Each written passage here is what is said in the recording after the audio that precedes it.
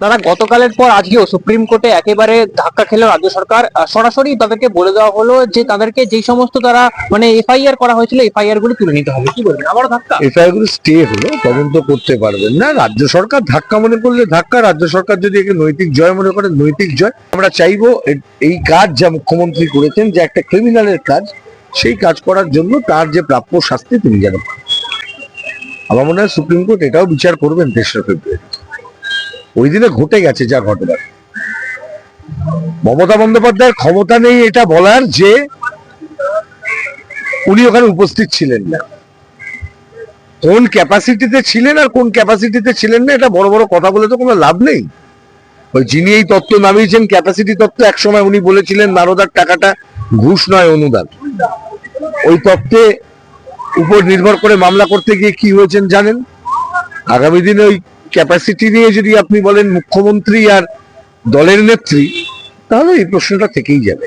17টা জামিন অযোগ্য ধারায় মামলা করা হয়েছে মমতা বন্দ্যোপাধ্যায় ছাড়াও আরো 3-4 জন পুলিশ অর্থাৎ তারা কি জামিন পাওয়ার মতো কোনো কাজ করেছিলেন সেদিনকে?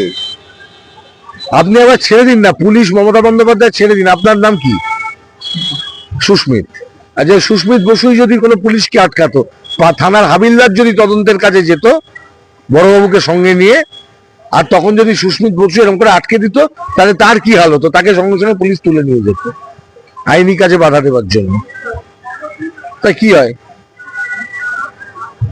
মমতা ব্যানার্জি আলাদা কিছু তো নয়, রানী তো নন। উনি নির্বাচিত একজন মুখ্যমন্ত্রী গণতান্ত্রিক ব্যবস্থায়। এক্সট্রা অ্যাডিশনাল কিছু ডিউটি পেয়েছেন ডিসচার্জ করার জন্য।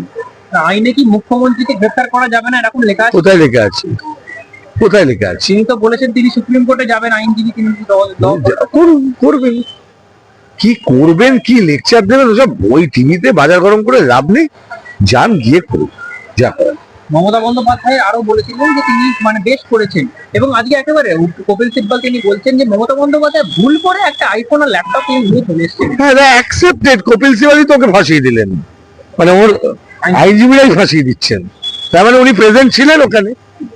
উনি কেন প্রেজেন্ট ছিলেন সেটা বলুন। শেষ করতে আসবো, মমতা বন্দ্যোপাধ্যায় কি তাহলে জেল যাত্রা একেবারে মানে জেল হতে পারে? আপনার কি মনে হয়? আমি আগেও বলেছি, এখনো বলেছি, আগামী দিনেও একই কথা বলে যাব।